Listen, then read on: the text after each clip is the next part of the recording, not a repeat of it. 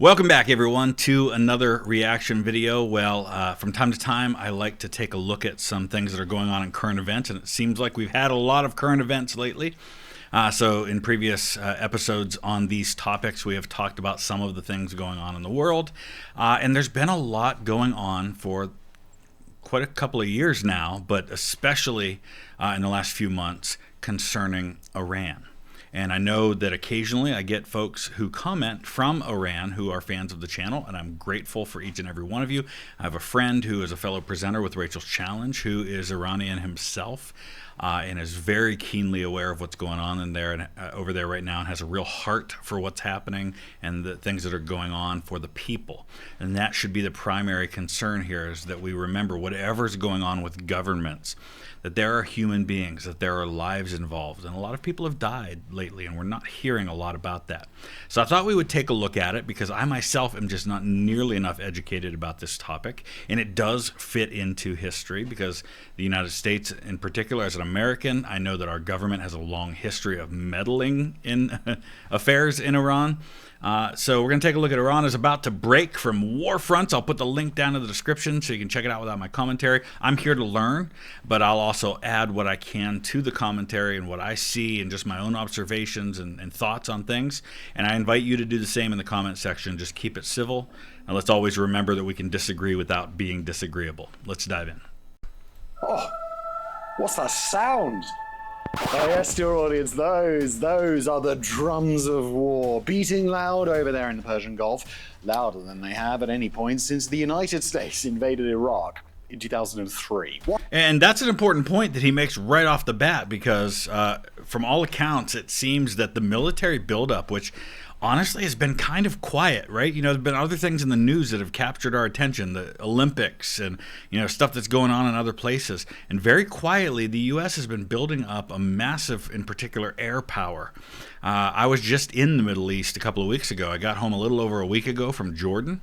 And Jordan is an ally of the United States. They have worked with us in the past with some of this stuff, and we were reading while we were there about the dozens of transport aircraft that were arriving at an air base in Jordan, as well as in other places throughout the Middle East. And you know, it's honestly surprising to me how much it's gone under the radar. Washington has been flooding the region with as much hardware as it can afford to spare, which, as will likely not come as a surprise, is quite a fucking lot of hardware. But if anyone is expecting a full rerun of 2003 with a little boots on the ground style invasion and occupation, then they're likely going to be disappointed by what the build-up doesn't feature, namely any ground forces. I hope no one's actually disappointed by that. It is clear that whatever Washington plans to achieve in Iran, they want to do so from an air and sea approach, not anything akin to previous adventures in the Middle East that saw American forces get bogged down in fighting for well over a decade. The question is whether that's enough, whether air power alone can break an Iranian regime that spent half a century building itself to withstand exactly this kind of pressure. But that regime could also be closer to collapse than it's ever been. That's the big question right now, isn't it? I mean, that's the question I certainly have, is that on one hand, we do see a lot of resilience. This is hardly the first time there's been a lot of pressure on Iran. It's hardly the first time that they have faced a lot of opposition from outside, and that they've faced internal discontent and even uprisings. But they seem to have always weathered it. They've had a staunch ally in the past in Moscow, who they have their own problems right now with what they're bogged down in, so I don't know how much they're going to help. Gunboat diplomacy. Now, when the United States last struck Iran back in June of 2025, the operation was built to do some very precise damage, send a message, and then end. Operation Midnight Hammer put 14 GBU-57 bunker busters into Iran's underground nuclear facilities at Fort Au and Natanz, with more than 24 Tomahawk missiles striking the facility at Isfahan to even things out. The Pentagon assessed that the strike sent their nuclear program back roughly 1 to 2 years, though other leaked analysis painted a less rosy view of the situation. Regardless, what wasn't in dispute was the message. This was a genuinely huge escalation that showed that force was very much on the table in a way that had previously been unthinkable. Yeah, that's an excellent point too, is that, the United States has typically, when it comes to Iran, at least in my lifetime, used diplomatic pressure or used our allies, used people like Israel to do our dirty work for us. This was a hands-on approach that we've not seen much of from the U.S. Obviously, with Donald Trump being president and with the administration he has, we never really know exactly how much of this is just to send a message or is it really serious. The United States is assembling in the region right now shares almost none of these characteristics, and the differences are telling. Two carrier groups, the Abraham Lincoln, already in theater, and the Gerald R. Ford, redeployed from the Venezuela operation, carrying more than 50 combat aircraft between them, and the Ford is one of our brand new. That Gerald R. Ford class is like the latest in technology that we have as far as aircraft carriers go. They support infrastructure that tells you everything about what kind of operation this is designed to sustain. The development also reflects some hard lessons from the last round. When Iran fired over a dozen missiles at Al Udeid Air Base in Qatar during the June War, American and Qatari Patriot batteries intercepted most of them. Trump rather characteristically called the move a very weak response. A lot of what Iran is doing in situations like that is not that they necessarily expect to cause any real damage, but it's more about what they're able to communicate to people back home. Look, we're standing up to them once again. The United States and the West, they have thrown everything at us, and we're still here. But one did get through. The president's condescension aside, the speed at which the US burned through its interceptor stockpiles alarmed planners enough that Washington has since pre-positioned its most advanced missile defense systems across the region to absorb whatever retaliation comes next. And yet, in spite of this, there's one component completely absent from this. And the comparison that matters here isn't a midnight hammer, but to the buildup that preceded America's last large-scale war in the region. While this may be the largest air concentration since the 2003 Iraq invasion, it's missing the ground component entirely. Back then, American troops and heavy armor were staged across Kuwait and allied bases over months of deliberate preparation, a coalition force that ultimately exceeded 250,000 personnel.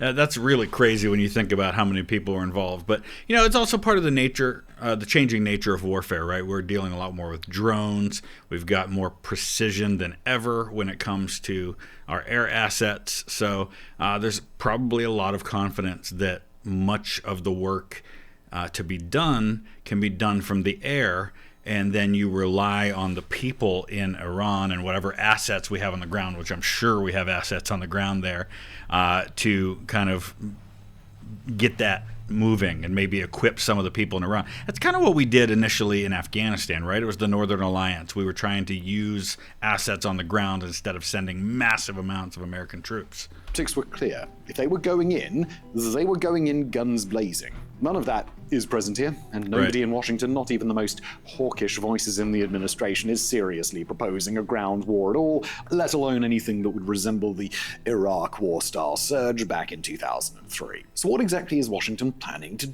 do with this air campaign? The playbook. Okay, quick confession, despite repeated requests, we still haven't been added to that bloody signal chat. So all that follows is based on our analysis of this. Yeah, and listen, it's really, really difficult to kind of predict what could happen with this administration. And some people will say this is a positive, others will say it's a very negative thing, but the fact is this administration doesn't operate like most administrations have in the past.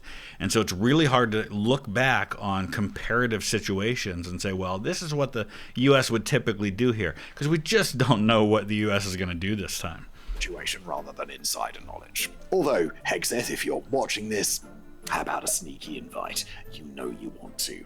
Now, signal chat or no signal chat, we'll do our best at evaluating the options here. Trump said yesterday that he would decide his next move within 10 days to 2 weeks, adding that the United States was going to get a deal or it's going to be unfortunate for them. Everybody always quotes The Art of the Deal, which is Donald Trump's book, and, the traditional mindset from people who tend to be in the supporter camp of Donald Trump is that this is how he operates, right? Go way, way, way above. You know, like if you were wanting to negotiate a $500 million deal, you demand $2 billion. And it sounds ridiculous and absurd, and people think you're insane. And then the people you demanded $2 billion from settle for $1 billion, and so you end up getting way more than you initially really wanted. And so, you know, the thought process behind that is overwhelming power in the region, hoping that Iran will back down and give you what you want. You don't have to actually use it. And clear that total regime change would be his preference, going so far as to say a new government there would be the best thing that could happen for Iran. I seem to recall that we have been involved in regime change in Iran in the past, and that didn't necessarily always go well.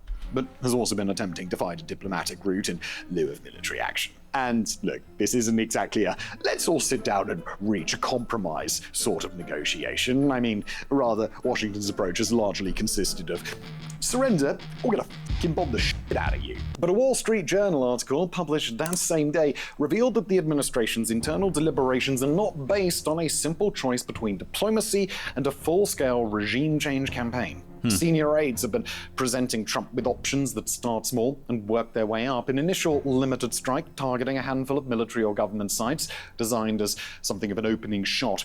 Should Tehran still refuse their demands after that, the strikes would escalate, broadening into the kind of sustained weeks-long campaign against regime facilities that this buildup is clearly designed to support. Right. But the administration does have a recent reference point for how they'd like this to play out, even if the comparison only stretches so far. It's not a perfect analogy, not by a long shot, but Venezuela does loom large over this whole potential operation, especially if things start to heat up. American forces captured Nicolas Maduro in a surgical operation, identified his vice president, Delcy Rodriguez, as someone willing to cooperate with them, and worked within the existing regime structure rather than completely overthrowing it. Now, listen, I don't know nearly enough about the differences between Iran and Venezuela to be able to say this with a ton of confidence, but I feel like it was a whole lot easier to pull that off in Venezuela, in our own hemisphere, in a place where they're pretty isolated, as compared to doing that in Iran, very close to China and Russia, things like that, and the ties that they have, although those ties exist with Venezuela as well. I don't know, I feel like it wouldn't be quite as simple doing that with Iran. So far, it's worked, at least to an extent. Rodriguez is in the process of releasing nearly 450 political prisoners under American pressure, has signed an amnesty law covering nearly 3 decades of political prosecutions, and enacted the most sweeping opening of Venezuela's oil sector since Chavez came to power. While it's not exactly a fall of the Berlin Wall moment, Rodriguez is still wildly unpopular, and the country is far from anything resembling a democratic transition. This is genuine progress. Yeah, and you have to think that if you're in the Trump administration, you're looking at things as they are and thinking, you know what, this works. It worked there, why can't it work in Iran? Now, I understand it's way more complicated than that, and there's no way we can judge the long-term impact of what has happened in Venezuela, but you can see how that would be concluded from where things stand. More specifically, it's progress that was done without removing the already existing government. Venezuela's operation succeeded in no small part because it was at least partially a personalist regime in which the entire state basically served at the whim of the guy at the top. Right. When Maduro was gone, Rodriguez didn't face much opposition in implementing the changes that had taken place.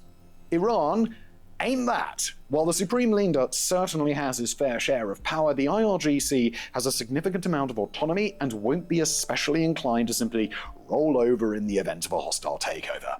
The Iranian system has been specifically designed to avoid the hardliners losing power. It distributes authority across multiple overlapping institutions in ways that are deliberately designed so that no single removal could collapse the structure. Right, and that goes back to what we talked about earlier, which is that they've been remarkably resilient during my lifetime in all of the pressures and all of the things that have come along. They faced a decade-long war with Iraq.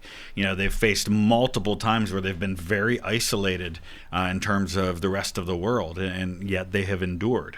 Even the Secretary of State, Marco Rubio, told Congress, quote, "No one knows," end quote, who would take over in the event of a regime collapse, although that doesn't exactly spell confidence in Washington's planning. But as it turns out, senior figures inside the Iranian government have been delivering almost exactly the same warning. Not to Congress, but directly to the supreme leader himself. Cracks from within.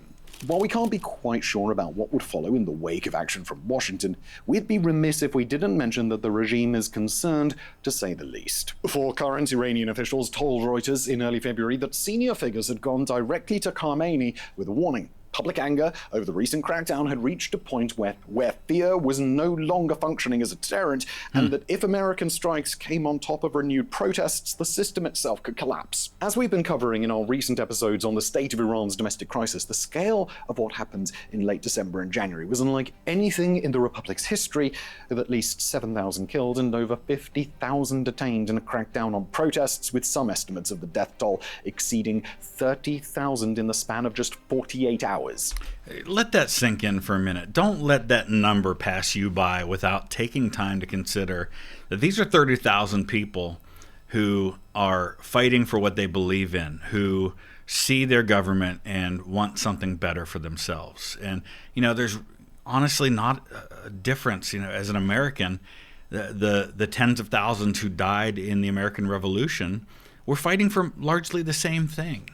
And these people just want that as well. And, so there's probably a view from the American government and probably from other Western governments that say, here's an opportunity that, these people need to know that they're supported. These people need to know that they're not dying for nothing.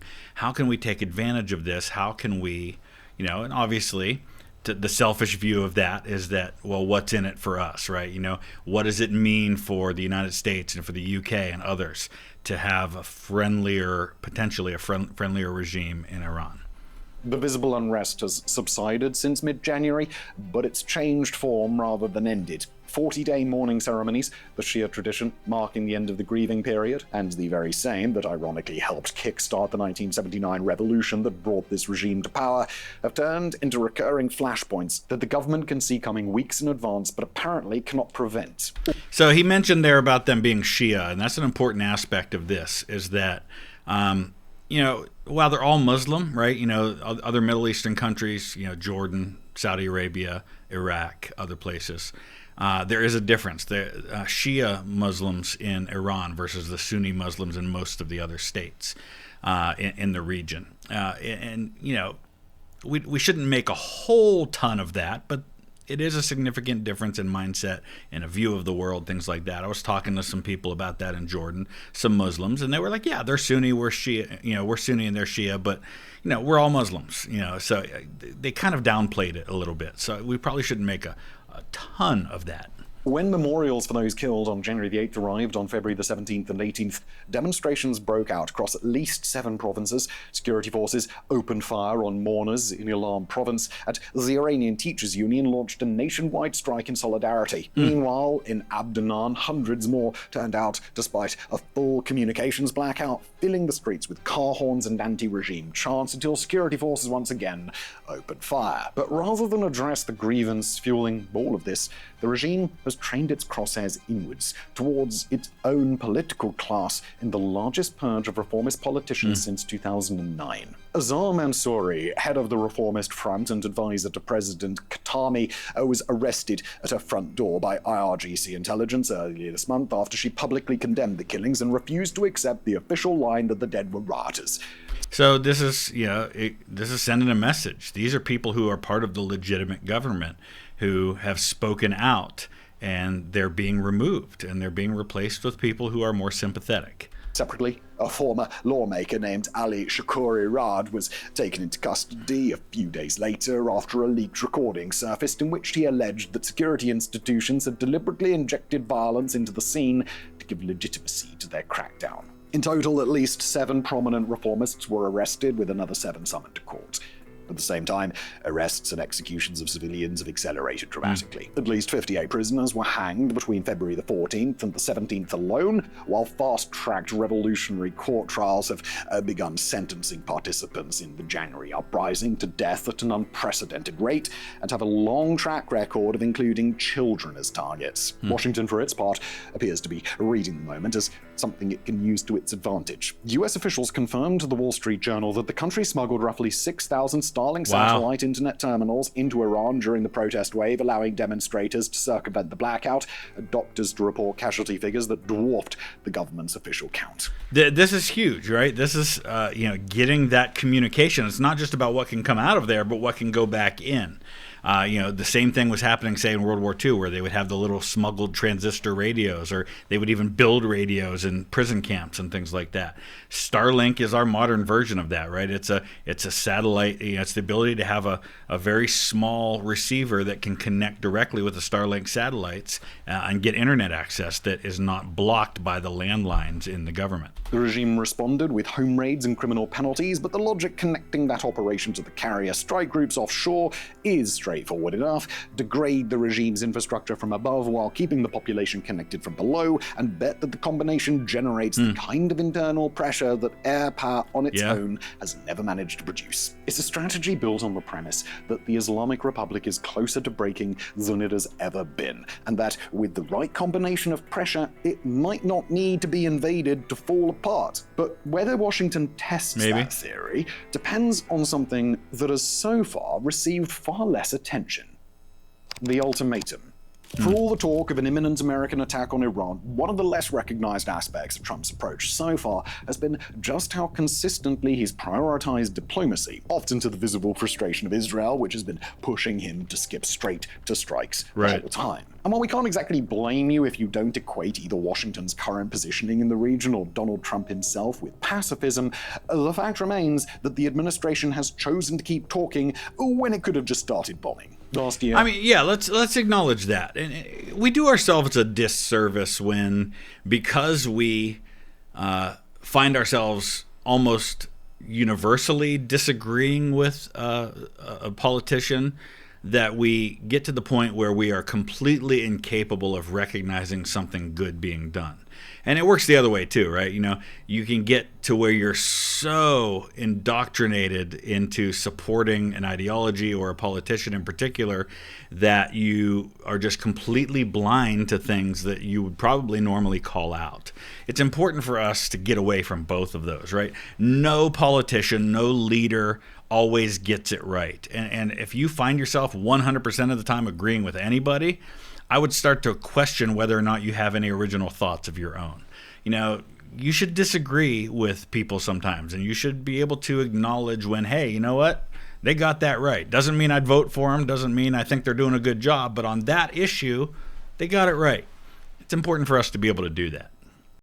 During the 12-day war between Israel and Iran, it was the White House which pushed Netanyahu to end his bombing of the country and insisted that negotiations continue. When Jerusalem proved less than enthusiastic about the idea, Trump front-ran both sides and simply declared a ceasefire to be in effect and publicly posted on Israel's behalf that the campaign was over. That was almost a year ago, though, and the military buildup that now looms over these negotiations seems to exist precisely because that patience appears to be running out. Yeah, and I think we understood at the time that that was not the end of it, right? And that was just buying some time for diplomacy, perhaps?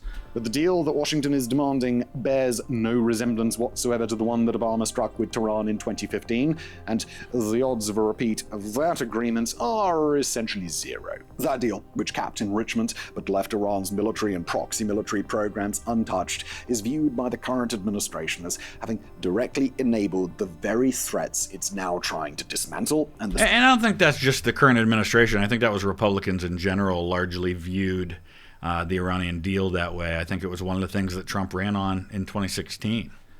Sanctions relief that came with it, in Washington's view, helped set the conditions that made October 7th possible. What Trump wants instead is a deal that addresses all three: verifiable nuclear restrictions, limits on Iran's ballistic missile program, and an end to its support of armed groups throughout the region. Senior officials have publicly ruled out anything less, and the military buildup offshore. And that's an important caveat in that, right, is their support, because honestly, probably more than any other single issue, it's Iran's support for militant organizations like Hamas and Hezbollah that has been the real issue in the region. or exists in no small part to make that position credible. Tehran, for its part, has made 2 of these 3 a hard no, insisting that its missiles and its regional allies are fundamental pillars of national defense with no place at the bargaining table. The furthest any named Iranian official has gone is offering to dilute enriched uranium from 60% down to 20% in exchange for complete lifting of all sanctions. And look, which is not even in the same stratosphere as what Washington considers the bare minimum required for a deal. This is where the laddered military option enters the picture, not as an alternative to diplomacy, but as the enforcement mechanism behind it. If Tehran won't agree to all 3 of these issues, and from what we can see, it's overwhelmingly likely that the strikes will begin. If Tehran won't agree to all 3 of these issues, from what we can see, it just seems overwhelmingly likely that strikes are going to begin. And it's going to be interesting to see what the timing is of that. You know, we've got the State of the Union address coming up. I think that's tonight, actually. Tonight or tomorrow. What is today? Today's Monday, so yeah. If you're not familiar, the U.S. Constitution requires the president from time to time to report to Congress on the State of the Union. Early on in our republic, that was in the form of a letter that was written to Congress. Eventually, it became this event that we have every year now, usually in the first few months of the year, where the president is invited to speak before a joint session of Congress, and he always turns it into this thing where, let me introduce you to this person that I invited, and they tell a story of someone. And in recent years, it's become this act of political theater where you'll have members of the opposing party, like, you know, with the Democrats in Congress with Trump as president, dressing a certain way or sending a message of their own. And so all of this is happening while the Iran stuff's going on in the background.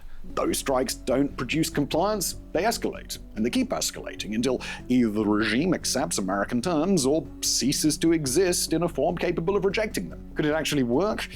And the honest answer is that yeah, it might. A regime whose own senior officials are privately warning the supreme leader that the next crisis could bring the whole thing down is not one operating from a position of strength. Add sustained airstrikes on top of a population that they're only barely managing to keep under wraps, and it isn't too hard to imagine where this could end up. But there is another question here that's worth asking, given what's going to be at stake. Should Washington take this route?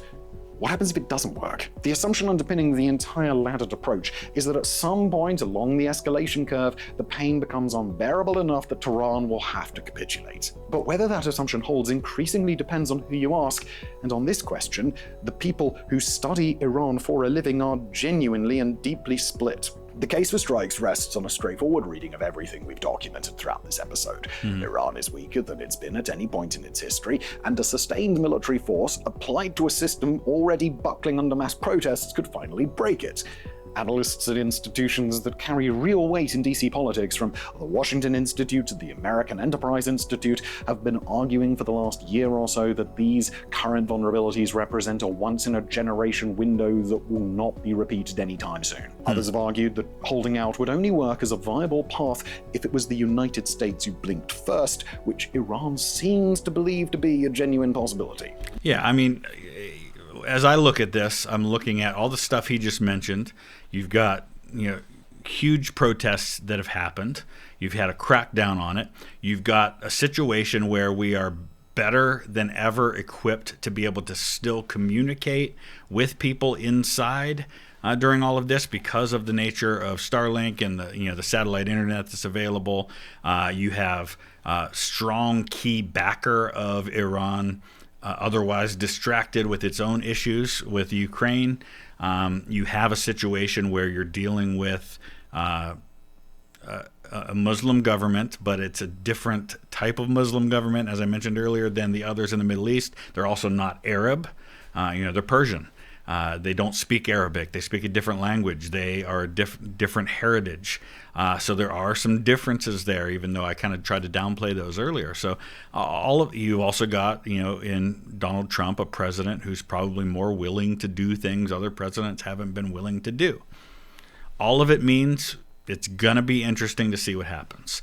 But again, going back to what I said at the beginning, talking about the politics, talking about deals and all that stuff. In the end, this is about the millions of people on the ground in Iran who have faced all of this and who are human beings with dignity and worth who need to be remembered in all of this. What's more is that they assert that failing to follow through on threats at this stage, given the clear expectations that Trump and Rubio have both consistently laid out, would convince Tehran that it can defy Washington indefinitely. The opposing camp, folks like those at Chatham House, look at the situation and come back with a very different conclusion, that the Islamic Republic has spent nearly a half-century building its entire raison d'etre around standing up to Washington, whatever the cost may be, That's true. Citizens. And you've got to give it to them, they've stuck with it the whole time. Concessions on the magnitude that Washington is seeking would undermine all of this at a moment when the regime has never had less legitimacy in the eyes of the Iranian people. So you have to wonder then, does the regime see it as damned if you do and damned if you don't, right?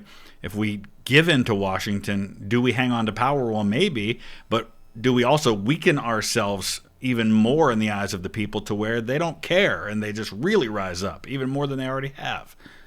And these aren't just theoretical objections either. Trump's first term saw a maximum pressure campaign that imposed the most punishing sanctions the country had ever faced and failed to produce a single meaningful concession of any of the three issues back on the table. Well, yeah, because they can sell this to the people that, look, they're not your friends. The West, they hate you. Look at what they're doing to you. This is their fault. The regime is almost certainly resting its approach on that very playbook, though we should note how different the situation here is than it was back in Trump's first term. There's also the equation of whether an aerial campaign alone could ever be enough to produce the desired outcome. Writing on X a couple of days ago, Osint Defender opined that, quoting, "Despite the ongoing aerial buildup, we've yet to see any significant movement of ground troops or special forces to the region, suggesting that whatever is coming would be purely an air campaign by the United States, which is in no way capable of toppling the current regime or installing a new government in Iran." Not on its own. This would definitely have to rely on probably CIA assets on the ground, helping to equip and train and guide a more focused uprising from within. End quote. And what we can say for certain is that the status quo in Iran is already ending. The only question is, how? The regime of a decade ago that boasted a functioning proxy network, a credible deterrent, and enough domestic legitimacy to weather periodic unrest no longer exists. What remains is a government that has proven it's willing to deploy that very same proxy force domestically to kill its way through a crisis to stay in power. That's a hell of a difference. All right, what do you think? Well, I've shared a lot of what I think in all of this. I'd love to hear your thoughts. Use the comment section below. Let's talk about it. Also, I'm going to throw on the screen here a video we did a while back where we took a look at some of the history involved and how we got to this point. So check that out as well. Thanks for watching.